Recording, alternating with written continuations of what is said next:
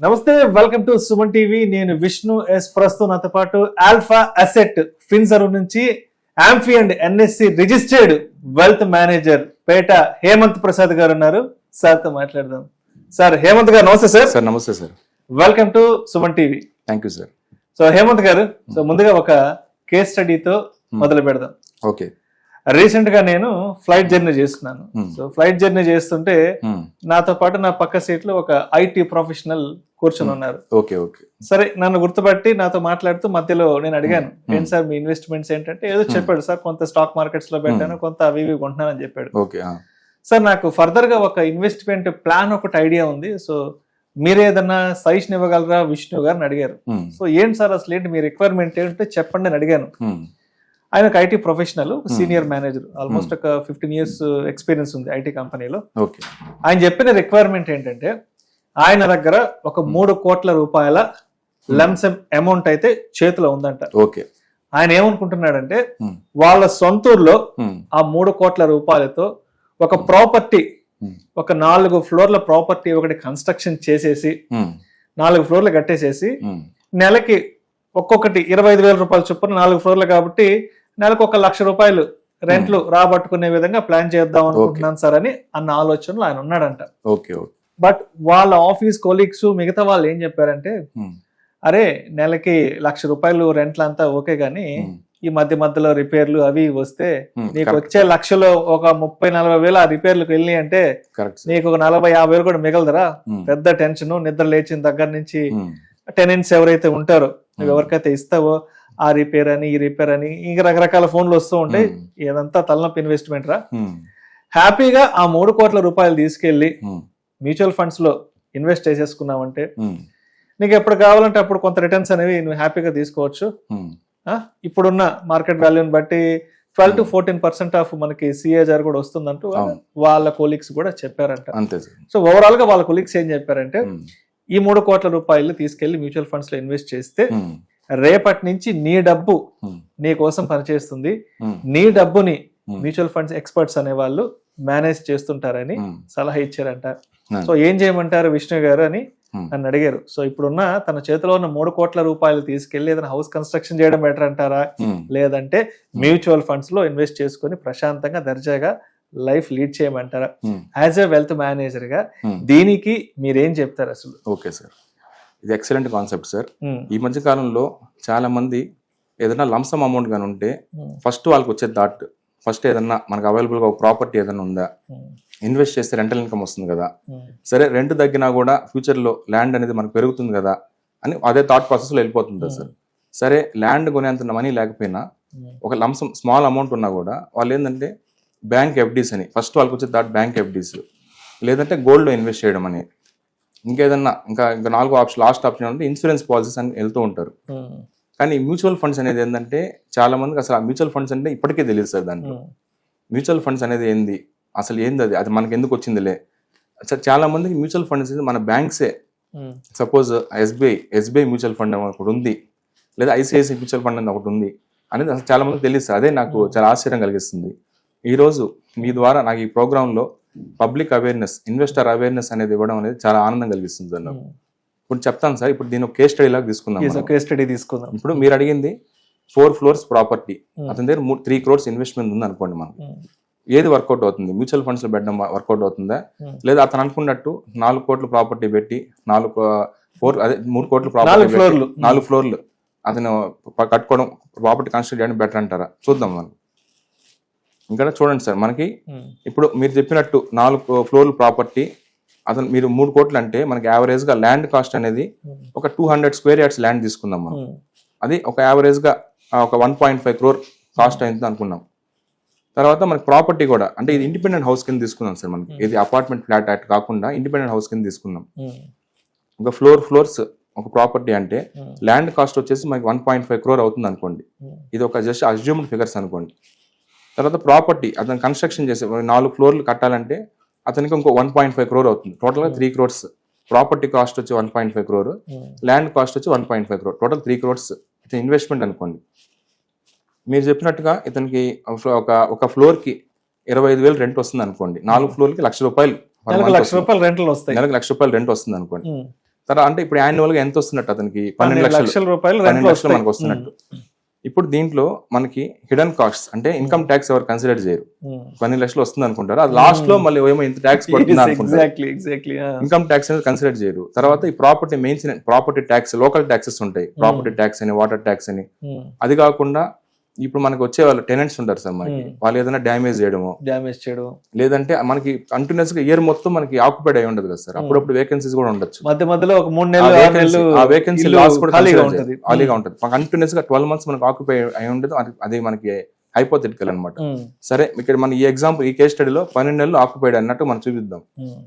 ఇది 12 లక్షలు వస్తుంది సార్ మనకి. దీంట్లో ఇన్కమ్ ట్యాక్స్ జనరల్ గా ఏంటంటే ఇంత 3 కోట్లు పెట్టి కొనే అతనికి అతను 30% ట్యాక్స్ ల్యాబ్ లోకి వస్తాడు. అంటే 10 లక్షల కంటే తక్కువ అనేది అది ప్రాక్టికల్ గా అది వర్కౌట్ అవ్వదు. అంటే అతనికి 30% ట్యాక్స్ ల్యాబ్ అప్లై అవుతుంది అనుకుందాం. ఇతనికి పడే ఈ 12 లక్షలకి ఇతనికి పడే ఇన్కమ్ ట్యాక్స్ ఏంటంటే 2,40,240 రూపాయలు పడుతుంది సార్ ఇది, ఈ 12 లక్షల మీద. తర్వాత ఇది calculated 30% tax plus including cess 2,40,240 రూపాయలు పడుతుంది. ప్లస్ ఇతనికి మెయింటెనెన్స్ ఒక అజ్యూమ్డ్ ఫిగర్ వేసుకోండి. మెయింటెనెన్స్ ఈ ప్రాపర్టీ ట్యాక్సెస్ కానీ లేదా ఇంకేదన్నా మెయింటెనెన్స్ కాస్ట్ కానీ 1 lakh వేసుకోండి. సో ఇతను 12 లక్షలు ఇన్కమ్ రెంటల్ ఇన్కమ్ వస్తుంటే ఇతనికి అయ్యే ఖర్చు 3,40,240 రూపాయలు. ప్రాక్టికల్ గా ఈ 12 లక్షల నుంచి 3,40,240 రూపాయలు తీసేస్తే అతనికి మిగిలే net annual income, rental income వచ్చేసి 8,59,760 రూపాయలు. ఇప్పుడు ఇక్కడికి ఎంత మిగిలి ఈ 3 కోట్ల ఇన్వెస్ట్మెంట్ మీద ఈ 8.59 lakh అనేది దానికి వర్కౌట్ అయిన పర్సంటేజ్ అంటే నెట్ రెంటల్ యాన్యువల్ ఈల్డ్ అంటారు. అది 2.87% కనిపిస్తుంది సార్ ఈ కేస్ స్టడీలో. 2.87% అంటే less than bank savings interest. Savings account అంటే ఎగ్జాక్ట్ మనం క్యాలిక్యులేట్ చేసి చూస్తే అంటే ఇదంతా ఇంత క్యాలిక్యులేటెడ్ గా ఎవరు ఆలోచించారు సార్. ఏదో ప్రాపర్టీ కట్టేద్దాం, రెంట్ వస్తుంటది, ఇన్కమ్ ట్యాక్స్ ఇవన్నీ అసలు క్యాలిక్యులేట్ చేయరు. జస్ట్ ప్రాపర్టీ కట్టేసి రెంట్కి ఇచ్చేద్దాం, అదొక ఇన్వెస్ట్మెంట్ అని అట్లా అయిపోయింది. సో ఇక్కడ 2.87% net rental annual income, 2.87% less than నా బ్యాంక్ ఎఫ్డి కాదు, less than savings account bank interest అనమాట.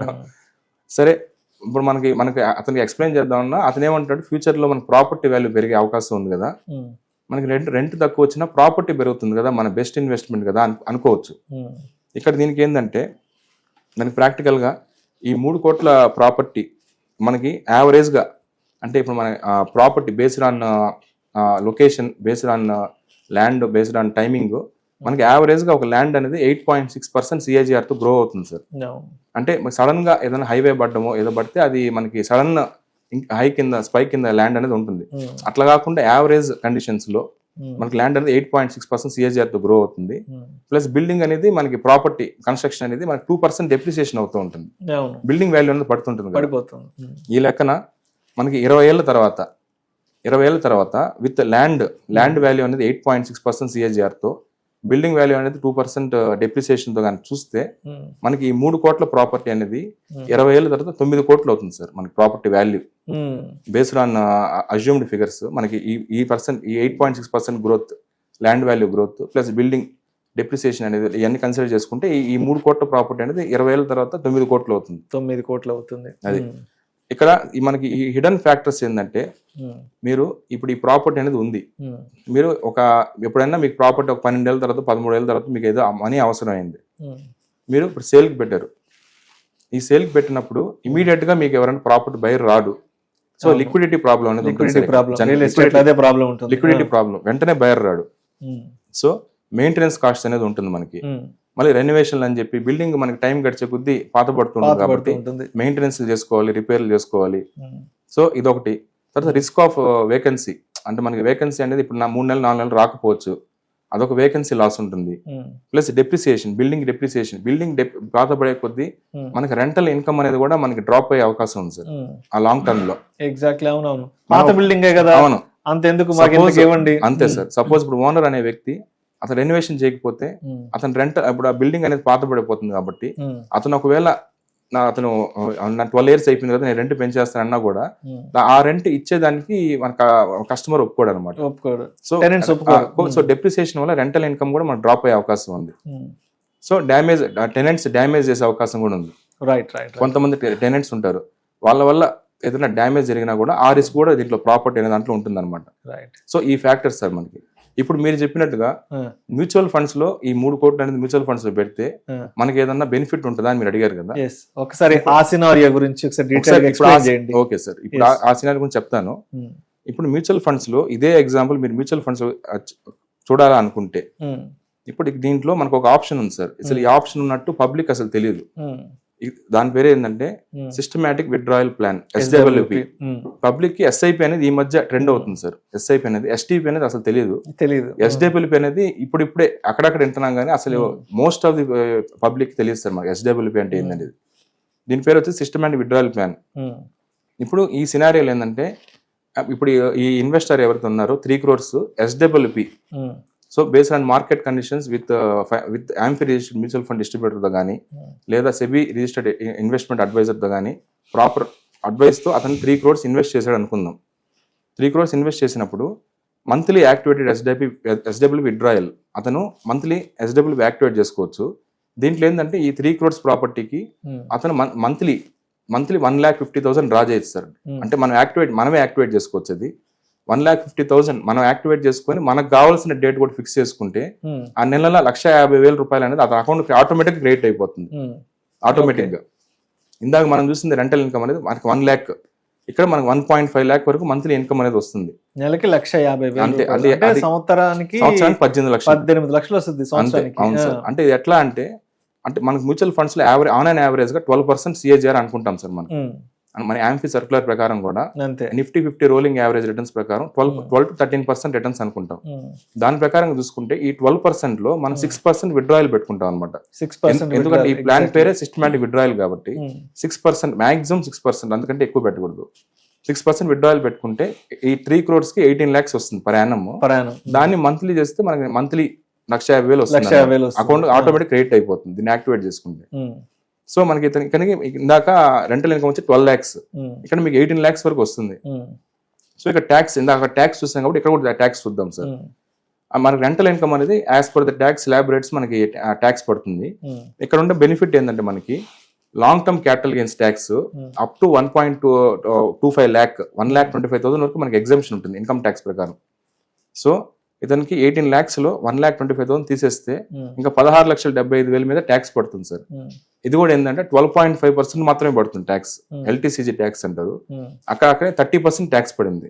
ఇక్కడ అతనికి పడే ట్యాక్స్ 12.5% మాత్రమే. సో ఇతనికి పడే tax long term capital gains tax exemption పోగా 2,17,750 రూపాయలు పడుతుంది సార్. ఇది తీసేయంగా అతనికి మిగిలేది 18 లక్షల ట్యాక్స్ పోగా 15,82,250 రూపాయలు అతనికి మిగిలినట్టు. పర్సంటేజ్ లో చూస్తే ఈ 3 కోట్లకి పర్సంటేజ్ లో చూస్తే 5.28% వర్కౌట్ అయింది సార్ అతనికి. 5.28%. ఇందాక మనకి ప్రాపర్టీలో చూస్తే 2.8% లెస్ దాన్ బ్యాంక్ ఇంట్రెస్ట్. ఇక్కడ 5.28% అతను వర్కౌట్ అయింది అనమాట.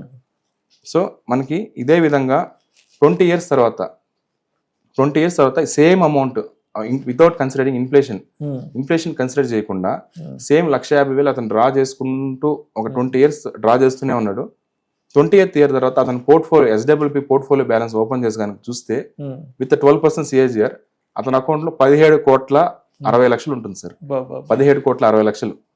అంటే ఇది ఇంక్లూడింగ్ ఇది అంతా మీకు with calculated figures based on assumption figures. మనకు 12% CAGR లెక్కని చెప్తే లేదు నాకు మంత్లీ 50,000 ఇప్పుడు ఈ సంవత్సరం నెల 1,50,000 డ్రా చేసుకుంటాను, ఇంక్రిమెంట్ చేసుకుంటాను ఇన్ఫ్లేషన్ ప్రకారంగా, నెక్స్ట్ ఇయర్ 5% పెంచుతాను, నెక్స్ట్ ఇయర్ 5% పెంచుకుంటా పోతాను, ఆ లెక్కనైతే నాకు చెప్పండి అంటే అయినా కూడా అతను 5% ఇంక్రిమెంట్ చేసుకుంటా పోయినా కూడా 20,000 తర్వాత ఓపెన్ చేసి చూస్తే 12,70,000 ఉంటుంది అతనికి.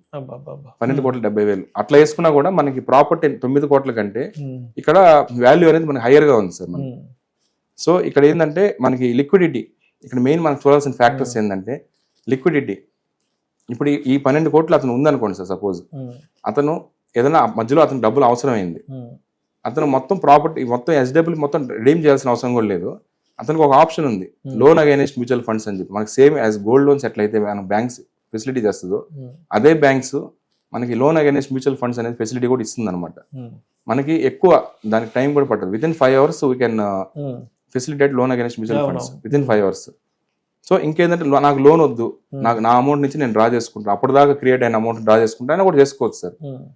మనకి ఎంత 100 రూపాయలు 12 కోట్లలో 100 రూపాయలు డ్రా చేయొచ్చు, 1,00,000 రూపాయలు డ్రా చేయొచ్చు. మనకి ఎంత కావాలనుకుంటే డ్రా చేస్తే మనకి 48 hours లో రిడెంప్షన్ అమౌంట్ అనేది పడిపోతుంది. మీరు ఇదే కేసు ప్రాపర్టీలో చూస్తే, మీరు సపోజ్ 1,00,000 రూపాయలు నాకు 9 కోట్ల బిల్డింగ్ నుంచి నాకు 1,00,000 రూపాయలు కావాలంటే యూ కెనాట్ డ్రా సార్. అంతే సార్. లేదు, ఒక కిచెన్ ని సేల్ చేసి మనకు 1,00,000 రూపాయలు, బెడ్రూమ్ సేల్ చేసి ఒక 2 లక్షలు అంటే ఇంప్రాక్టికల్. లోన్ అగైనిస్ట్ ప్రాపర్టీకి పోదామంటే దానికి 1,00,000 రిక్వైర్మెంట్స్ అడుగుతారనమాట. ఇట్లా వాల్యుయేషన్ తీసుకోరండి, అట్లా తీసుకోరండి అన్న, అది అసలు లిక్విడిటీ అనేది మనకి వర్కౌట్ అవుతుంది ప్రాపర్టీలో. సో ఇది దీంట్లో ఉండే ఫ్యాక్టర్స్ అట్లా అనమాట. Any time you can withdraw funds. తర్వాత మనకి రిస్క్ అనేది డైవర్సిఫికేషన్ అయి ఉంటుంది అనమాట. ఇప్పుడు ఈ SWP పోర్ట్ఫోలియో అనేది యాజ్ పర్ మన గైడెన్స్ తో కానీ వాళ్ళు వెళ్ళగలిగితే, ఇన్వెస్టర్ అనేది as per mutual fund registered distributors దగ్గర కానీ లేదా సెబీ రిజిస్టర్డ్ ఇన్వెస్ట్మెంట్ అడ్వైజర్ కానీ వెళ్తే యాజ్ పర్ వారి గైడెన్స్ పోర్ట్ఫోలియో అనేది డిజైన్ చేస్తారు. రిస్క్ అనేది మొత్తం ఒకే దాంట్లో కాకుండా, అంటే ప్రాపర్టీ మొత్తం బిల్డింగ్ అంతా ఒకే ల్యాండ్ ఒకే ఏరియాలో అట్లా రిస్క్ అనేది ఒక దగ్గరే కాకుండా డిఫరెంట్ సెక్టార్స్ లో మనకి రిస్క్ అనేది డైవర్సిఫై అయి ఉంటుంది అనమాట. అంటే కొంత అమౌంట్ ఐటీ సెక్టార్లో, కొంత అమౌంట్ బ్యాంకింగ్ సెక్టార్లో, అట్లా ఓవరాల్ గా వాళ్ళు ఇండైరెక్ట్ గా ఇండియన్ గ్రోత్ మీద వాళ్ళు ఇన్వెస్ట్ చేస్తున్నట్టు. ఇండియన్ గ్రోత్ మీద 2003 సంవత్సరంలో మన ఇండియా ఎట్లా ఉంది, 2025లో ఇండియా ఎట్లా ఉంది, సేమ్ అదే గ్రోత్ మీకు నెక్స్ట్ 20 years తర్వాత ఆ గ్రోత్ ని మీరు ఇక్కడ క్యాప్చర్ చేస్తున్నారు మ్యూచువల్ ఫండ్స్ లో. సో ఇక్కడ మీకు మ్యూచువల్ ఫండ్స్ ఫెసిలిటీ ఉంటుంది. సో మీకు ఎప్పుడు కావాలంటే మీకు కన్వీనియంట్ సార్, మీ చేతుల్లో ఉండే పనే. ఎప్పుడు కావాలంటే అప్పుడు డ్రా చేయొచ్చు, ఎప్పుడు కావాలంటే అప్పుడు ఆ ఫ్యాక్టర్స్ మీరు చేంజ్ చేసుకోవచ్చు. ఇంక్రీజింగ్ ఫ్యాక్టర్స్ మీరు ఆ పర్సంటేజ్ రేట్స్ అనేది మీరు చూసుకుంటూ ఉండొచ్చు, ఎప్పుడు కావాలంటే అప్పుడు మీరు అసిస్టెంట్ చేసుకుండొచ్చు. సో దీన్ని బట్టి మీకు అర్థమైన విషయం ఏంటంటే, ఈ ల్యాండ్ మనకి అంటే మనకి ఇప్పుడేమి మనకి సజెస్ట్ చేస్తున్నట్టు కాదు, ఇట్లా ఒక కేస్ స్టడీ ద్వారా ఈ పబ్లిక్ కి మనం ఒక అవేర్నెస్ క్రియేట్ చేస్తున్నాం సార్. ఇట్లా కూడా ఇట్లా కూడా ఒక ఆప్షన్స్ ఉన్నాయి. ఈ ల్యాండ్, గోల్డ్, తర్వాత ఇన్సూరెన్స్ పాలసీస్, తర్వాత bank FDs, post office deposits కాకుండా ఇట్లాంటి ఒక ప్రోడక్ట్స్ కూడా ఉన్నాయి అని చెప్పి మీ ద్వారా నేను ఈ రోజు ఇట్లాంటి ఒక ప్రోడక్ట్ గురించి నేను అవేర్నెస్ కల్పిస్తున్నాను. నాకు చాలా హ్యాపీగా ఉంది. చాలా మంచి కంటెంట్ తో వచ్చారు. ఎందుకంటే చేతిలో 3 కోట్ల రూపాయలు ఉన్నప్పుడు దాన్ని తీసుకెళ్లి రియల్ ఎస్టేట్ లో ఇన్వెస్ట్ చేసి ఏదైనా కన్స్ట్రక్షన్ చేసి వదిలేస్తే ఆ 3 crores వాల్యూ 20 years తర్వాత ఎంత ఉంటుంది. అదే విధంగా ఆ 3 కోట్లు తీసుకెళ్లి మ్యూచువల్ ఫండ్స్ లో ఇన్వెస్ట్ చేస్తే ప్రతి నెల లేదంటే ప్రతి సంవత్సరం దాని మీద ఎంత మేర రిటర్న్స్ వస్తాయి. అదే విధంగా 20 సంవత్సరాల తర్వాత ఆ 3 కోట్ల కాస్త ఎంతవరకు రీచ్ అవుతుంది ఏంటనే దాని గురించి చాలా చక్కగా మన ఆడియన్స్ తో షేర్ చేసుకున్నారు. Thank you so much. Thank you so much sir.